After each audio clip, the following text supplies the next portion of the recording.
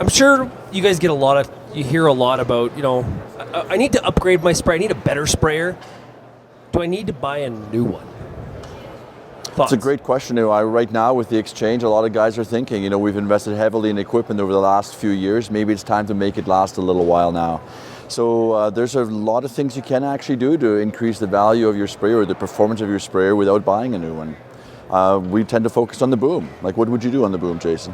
Well, there's a lot of great new technology out there, and admittedly we drive a little fast, and one of the first things I'd consider is some of the aluminum boom extensions, or even replacing the boom with aluminum altogether.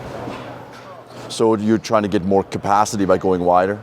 Well, that's part of it, yeah. It also, they say, is a strong boom, a light boom, better on fuel, and doesn't sway quite so much when you get to the higher speeds. Carbon fiber is interesting too. Yeah, it's interesting. It's not that widely available, a little expensive. One thing what I love is you can actually retrofit your plumbing on an existing boom frame, basically. So if you got old plastic tubing and maybe you have old ends on it, you can buy as an aftermarket from Hypro, for example, sort of pre-assembled boom sections, and they basically renew your sprayer. They are steel. They have express end caps built in. They have flange fittings. A really nice modern look, and it's much easier clean out as well. That's what I heard. Less sticks in the plastic lines. Yeah, so that's a very cost-effective way of adding value. What about, I'm always thinking of nozzles, obviously. Nozzles, nozzle bodies, even individual shut-off valves on a boom to give you sectional control, say. I've even heard there are better turrets, and I think I've seen this with you, turret bodies that can be taken apart. They're just better all around. Mm-hmm. Some of the high-flow ones especially, yeah. So how come typically when we are going to upgrade, we do purchase the whole new sprayer as opposed to switching out the boom? We're switching out because they're cool? Lots of fun. No. We want to focus on making the sprayer operation more productive. So we're talking about doing more acres per hour. Where do we lose time? We lose time on filling. So consider even not looking at your sprayer, but your tender system, your nurse truck. Is it 3-inch, or even some people today or this show talked about 4-inch plumbing. I know a guy who does 5-inch to fill his nurse tank. So we're talking about that stuff as well. We want to maybe minimize the time you're stopped for clean out. How do you do that? Well, obviously carrying on board clean water, maybe having a dedicated pump on that. 10 gallon per acre pump, that'll do continuous per minute. sparging. Per minute, thank you. All the way into the tank, you drive, spray it out in the field and leave it there. Much cleaner than a batch sparge. Well, how much productivity are we losing if we aren't paying attention to our older sprayer or older boom? We could have some twisting. Maybe the nozzles aren't pointed exactly the right angle that we really, really want. What does that cost us?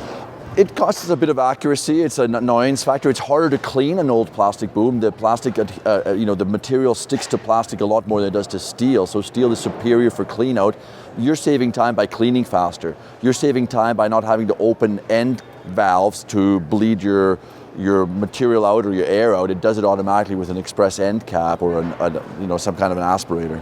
What about electronic systems? I mean, does it make sense to change your rate controller? Does it make sense to change the electronics and the handling in the sprayer? Can that be torn out and replaced? Yeah. Or is that the heart of the sprayer? Well, the heart of the sprayer would be the pump, and I mean the pump is an obvious replacement. You didn't ask that question, but I would go for maybe a new stainless steel pump. Maybe there's certainly some run dry seal technology now. It's a sealed unit that can actually run dry without burning the seals. So that's a nice innovation. That'll also give you perhaps the ability to spray at higher pressures for air induction nozzles in case they're bottoming out on you. Exactly. Sometimes older impellers obviously start to lose that capacity. So a pump is good. But you mentioned the monitor.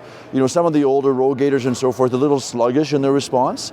So if we put a new butterfly valve, a new control system in that, we might be able to increase that responsiveness too. Plus the older systems maybe aren't so universally adaptable to some of the new technologies we put on the sprayer. Instead of having multiple screens, maybe we have one universal screen. Yeah, it might be. I mean, I think we're just in that transition right now to go to the ISO bus. So I mean, that could be maybe helpful. What do you think about racing stripes? Does that make the sprayer more efficient or just cool? Yeah, that's awesome. I like that. Yeah. It's got to be fun, eh? I mean, you are just tweeting while you spray, really, aren't you? Okay, guys, thanks a lot for joining us today, and we'll talk to you again soon. Thank you. Thanks.